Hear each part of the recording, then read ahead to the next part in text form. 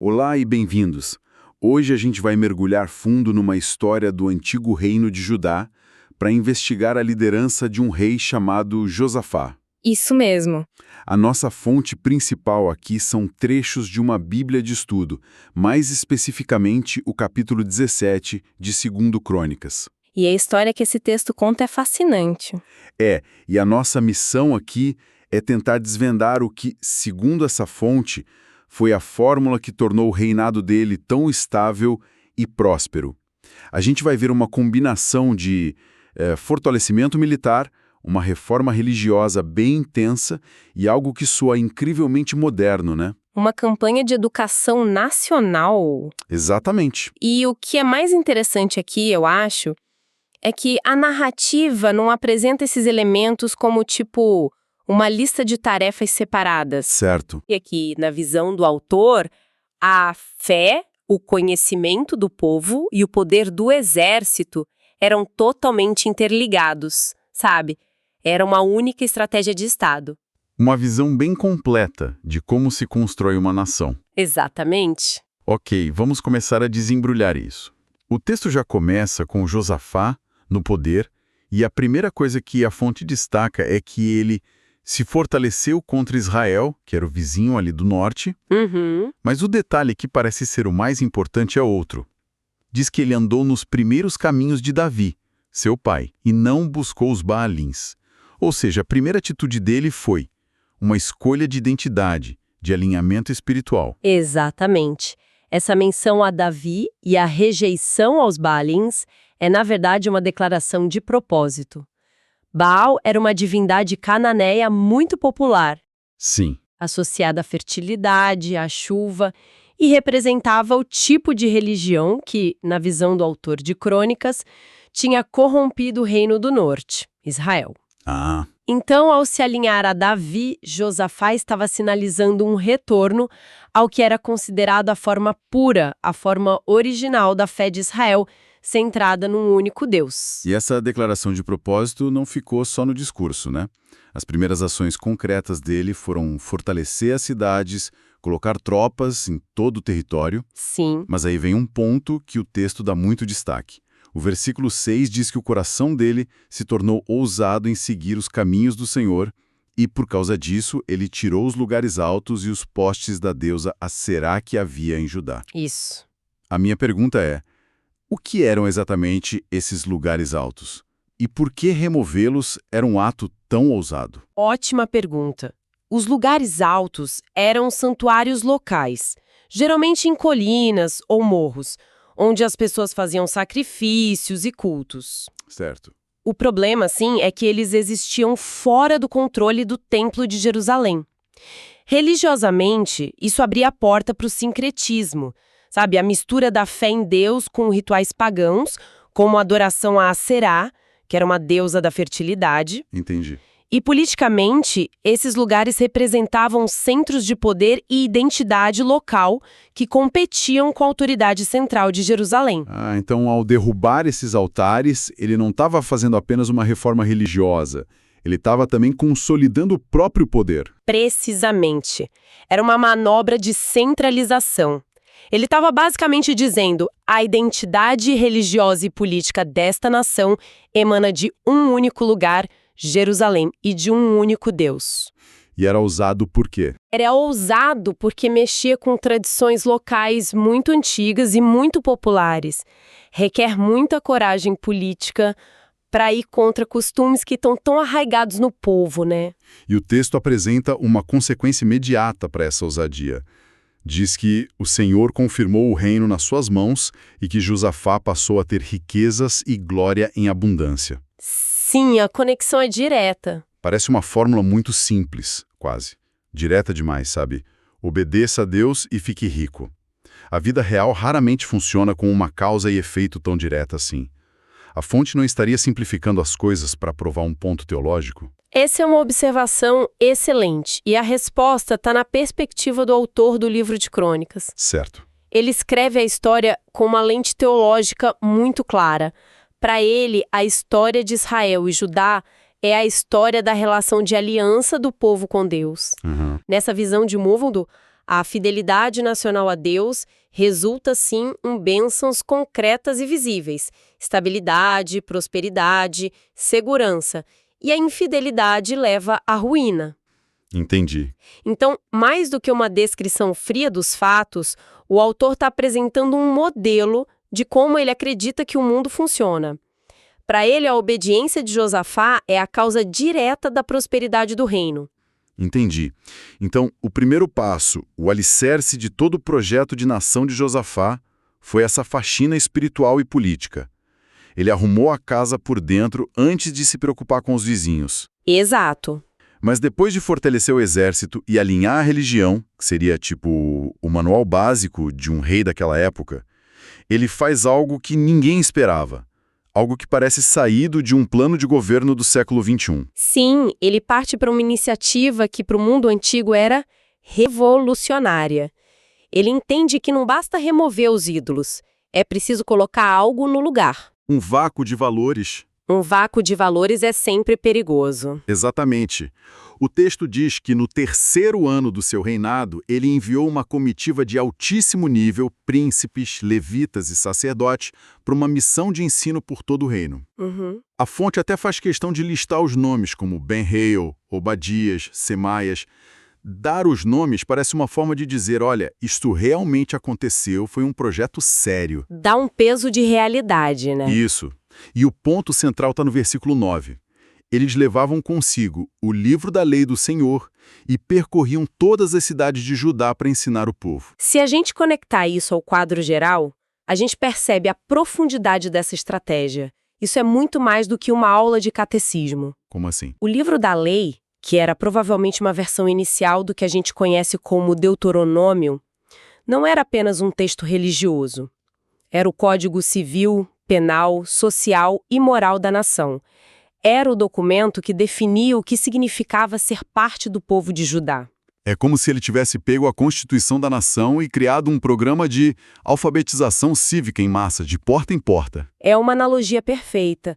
No mundo antigo, o conhecimento, especialmente o conhecimento das leis, era frequentemente guardado a 7 chaves pela elite, sabe? Pelos escribas, pelos sacerdotes. Era uma fonte de poder. Claro. A ideia de democratizar esse conhecimento, de garantir que cada cidadão comum entendesse seus direitos, seus deveres, a base moral da sociedade, isso é extraordinariamente moderno. É verdade. Uma nota de estudo na nossa fonte chama isso de um plano original e um compromisso de instruir o povo. Josafá parece ter entendido que a unidade e a força de uma nação não vem só de muralhas ou exércitos, mas de um conjunto de valores compartilhados e compreendidos por todos. Um povo que conhece suas próprias leis e sua história é mais difícil de ser manipulado, né? Tanto por líderes internos quanto por ameaças externas. Exatamente. Ele está forjando uma identidade nacional, está criando um tecido social coeso, baseado num entendimento comum de justiça, de moralidade e de propósito. É uma aposta de longo prazo no capital humano e cultural da nação. Ok, então ele unificou o povo em torno de um código de valores através da educação. A gente esperaria que o resultado disso fosse interno, um povo mais coeso, menos conflitos. Certo. Mas a fonte diz que o impacto foi imediato e externo, não foi? Sim, e essa é a conexão que o autor quer que a gente veja. O versículo 10 é direto.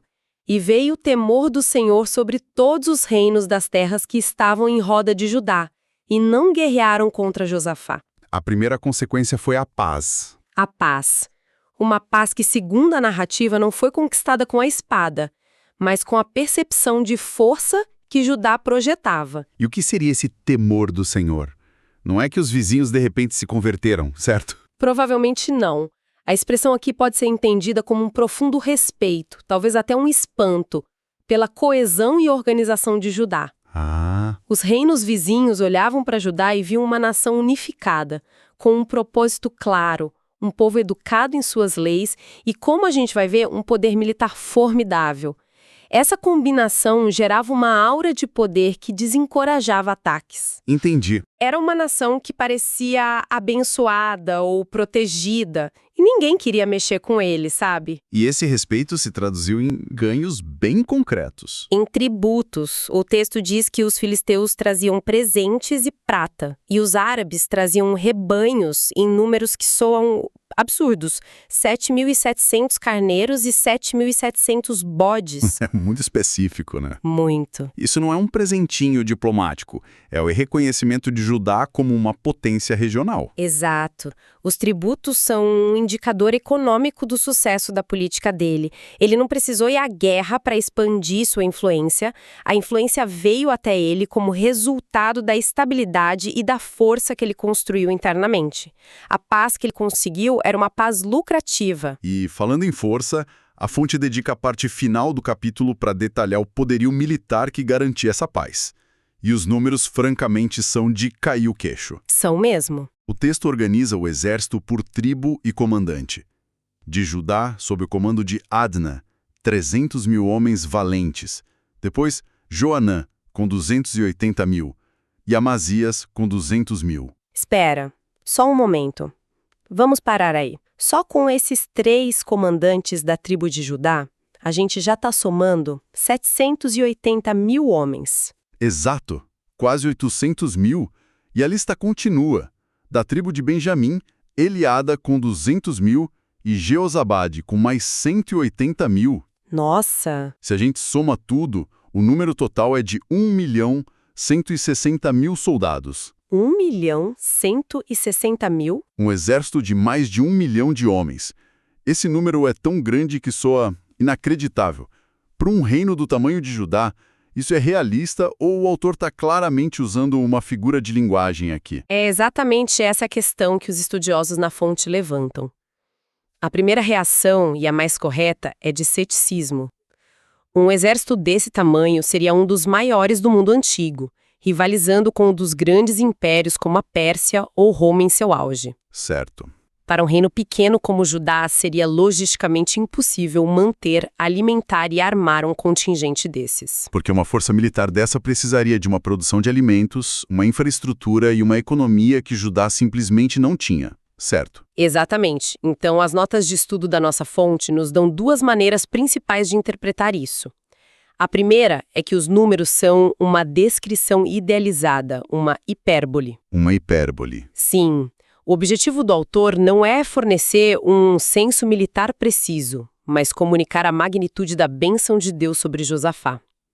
É uma forma de dizer, o poder dele era tão imenso que se traduzia nestes números impressionantes. Entendi. A mensagem é mais importante que a precisão matemática. E a segunda interpretação? A segunda é mais técnica e tem a ver com a língua hebraica. A palavra para 1000, que é Elef, também pode significar clã, família ou unidade militar. E essa unidade poderia ser composta por um número bem menor de soldados, talvez uma dúzia ou algumas dezenas.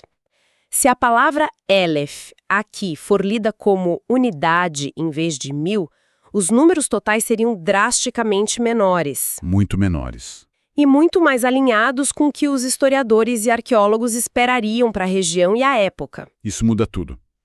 Então, em vez de 300 mil, poderia ser 300 unidades. Exatamente. Mas o interessante é que, qualquer que seja a interpretação, a mensagem principal do texto permanece a mesma. Seja um número literal, uma hipérbole ou uma contagem de unidades, a intenção do autor é clara. Mostrar que, como resultado de suas políticas, Josafá comandava um poder militar formidável, bem organizado e que garantia a soberania de Judá. A questão não é tanto o número exato, mas o que esse número representa na narrativa: segurança, ordem e favor divino. Então, se a gente junta todas as peças do quebra-cabeça que a gente analisou, o que temos? A fonte parece nos dar uma receita bem clara para o sucesso: a fórmula de Josafá. Sim.